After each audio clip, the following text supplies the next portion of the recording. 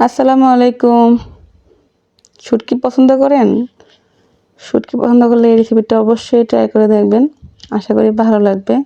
আর আমার আজকের রেসিপি হচ্ছে লাউ পাতায় শুটকির বড়া। খেতে কিন্তু অসম্ভব মজার।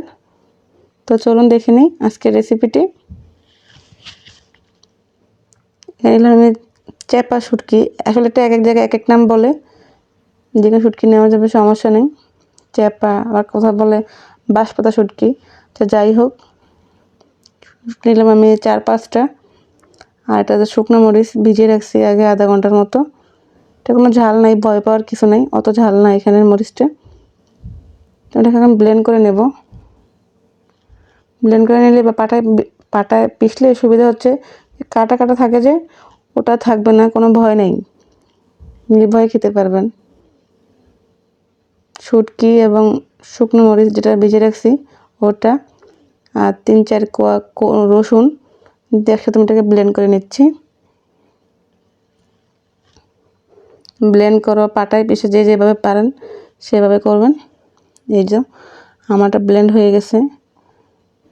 এবার ব্লেন্ড করলে সুবিধা একটাই, কাটার কোনো ভয় নেই, যে কেউ খেতে পারবে। একটা বল নিয়ে নিলাম, দিয়ে দিলাম আমি 1 কাপ পেঁয়াজ কুচি, 3 টেবিল চামচ রসুন কুচি না, জাস্ট মোটা করে কাটা, 2 টেবিল চামচ কাঁচামরিচ কুচি, স্বাদ মতো লবণ, হাফ চা চামচ হলুদের গুঁড়া, হাফ চা চামচ মরিচের গুঁড়া, হাফ চা চামচ জিরার গুঁড়া, হাফ চা চামচ ধনিয়ার গুঁড়া এবং 2 টেবিল চামচ সরিষার তেল। সরিষার তেল দিলে ফ্লেভারটা সুন্দর আসবে, খেতেও ভালো লাগে। আর দিয়ে দিলাম ব্লেন্ড করে রাখা সেই শুটকি। এটাকে আমি এখন হাত দিয়ে ভালো করে মিক্স করে নেব। এটা খেয়ে দেখবেন কিন্তু, আর খেয়ে আমাকে অবশ্যই কমেন্ট করে জানাবেন। আর দিয়ে দিলাম অনেকগুলো ধনিয়া পাতা।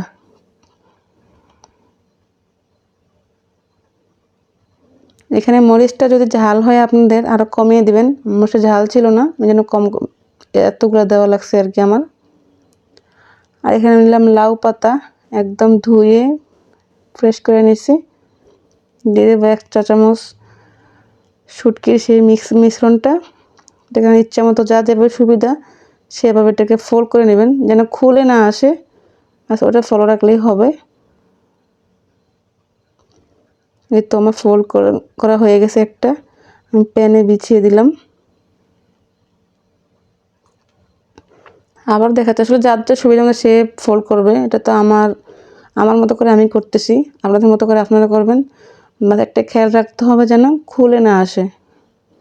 আমি যেভাবে করছি ওভাবে কিন্তু খুলে আসবে না। এই তো আমার এটা কিন্তু সবগুলো ফোল্ড করা হয়ে গেছে। চুলায় বসিয়ে দেব। চুলায় দিয়ে দিলাম আমি 2 টেবিল চামচ সরিষার তেল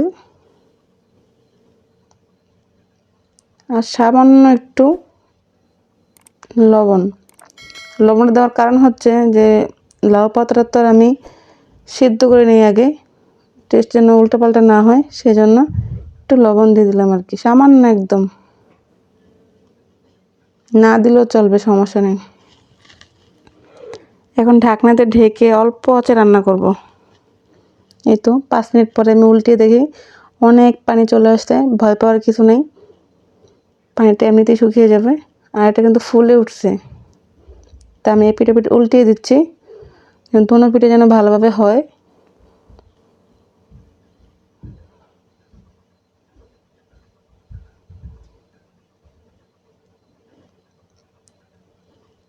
আমি ঢাকনা দিয়ে আবার রান্না করতেছি এটাকে।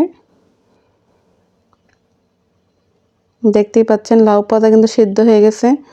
আশা করি আমার ভিতরে শুটকিটাও সিদ্ধ হয়ে গেছে। আমি এই পর্যায়ে নামিয়ে নিব।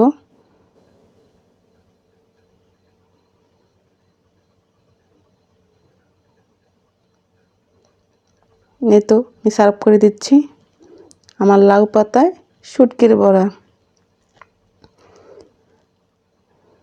একদম সুন্দর মতো সিদ্ধ হয়েছে আর অনেক সুন্দর স্মেলও পাচ্ছি আমি। তো ট্রাই করে দেখবেন আর কমেন্ট করে জানাবেন কেমন হলো।